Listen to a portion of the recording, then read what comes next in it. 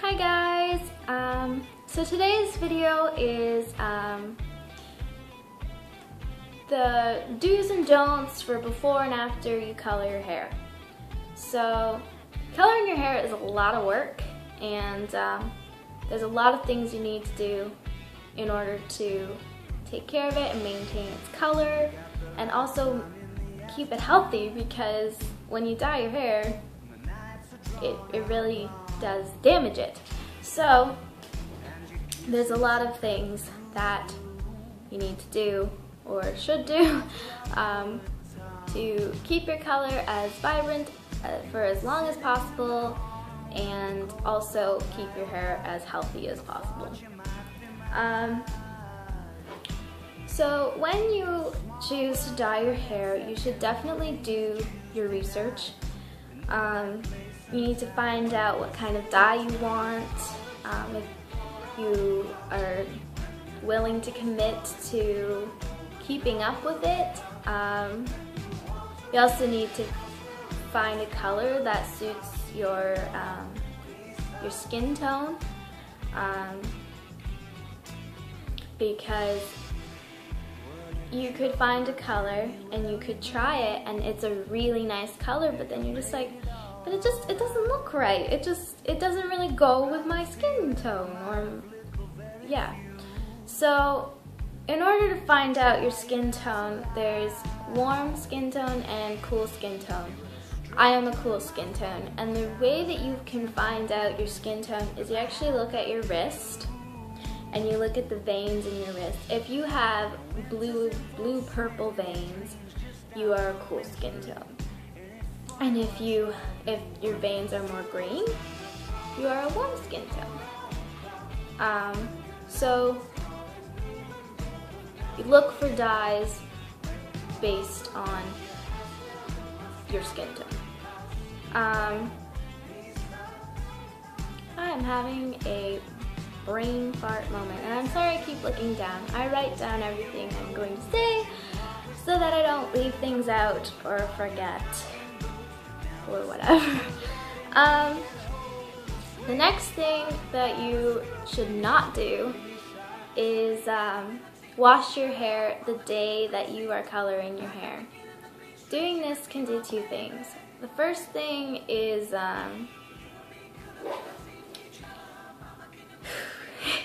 when you wash your hair, it makes your scalp more sensitive. So when you dye it, it can cause itching or burning or irritations to your scalp, which are not pleasant. So that is the first reason. And the second reason is because hair dye actually takes better to oily hair. So it's best not to wash it for about 24 hours before you color your hair. And when you do color your hair the day or so before, you should use a clarifying shampoo. This will basically rid your hair of any products like hairspray or any buildup that you might have. So it'll help give you a more even color. And you also want to use a deep conditioner. This is really important because it will really moisturize your hair, like more than an average conditioner would. You don't want to use this every single time you wash your hair, but definitely do it before you dye it, because the dye will take out a lot of the moisture in your hair, so you need to have that reinforcement. I have mine with me.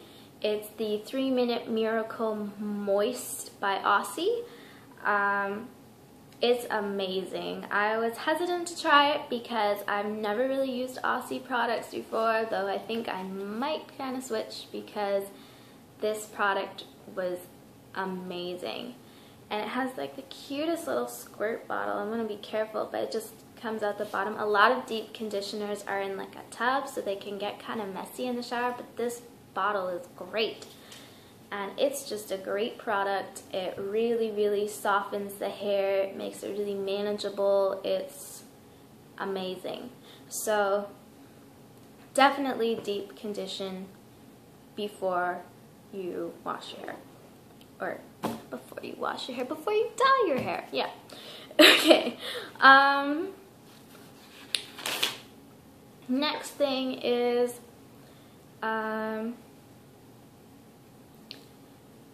keep in mind that when you select a hair color, it is going to be a lot, well, maybe not a lot, but it's gonna be darker than what it looks like on the box. So generally you would get a shade lighter because there's the different shades of that. So if you wanted like a dark brown, you'd use a medium brown because it will come out darker than the color on the box. So do keep that in mind. Touching on the choosing a dye, I don't recommend using dyes, box dyes from like Walmart or Target or any of those places, because they are full of very, very harsh chemicals. Those dyes are the worst for your hair, especially the blondes. That's another thing. Dyeing your hair darker is less damaging for your hair than lightening it. So yeah. I would suggest using a dye from a beauty supply store like Sally's. That's where I get mine. It's actually more affordable. The only thing is it's not all one step. You need the dye, and then you need a applicator, and you need a developer to mix with the dye to get it to work, because the developer is the peroxide that puts the color into the hair. So yeah, but that is what I would recommend just to save your hair a little bit. One other thing that I tried this time that I dyed, I threw away the packet, and I don't know why, but I used a porosity equalizer. So basically that means like the bottom of your hair is a lot more porous than the roots of your hair because they're older and they've been used more and stuff like that. So it just kind of evens the overall texture of your hair so that you get a more even color instead of the top being lighter than the bottom and that kind of stuff. And I must say it worked pretty well. And yeah, so now after you color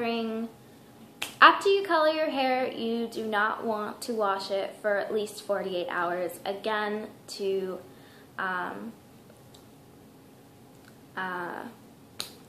for the dye to get used to the natural oils in your hair, you want to expose them to that. And when you do wash your hair, you want to do it as little as possible now that you've dyed it, because water is one of the biggest reasons that hair color fades. So I do it every other day because my hair is fine, so it gets greasy looking easily, so I do it every other day. But in between washes, you can totally use a dry shampoo. I don't have one with me, but the Baptiste dry shampoos work really well, so I would recommend those for in between your hair washes. And when you do wash your hair, you should use a color safe shampoo. So I have a couple here. I have this one. It's from Sally's, and it's the Ion Color Solutions Color Defense Shampoo.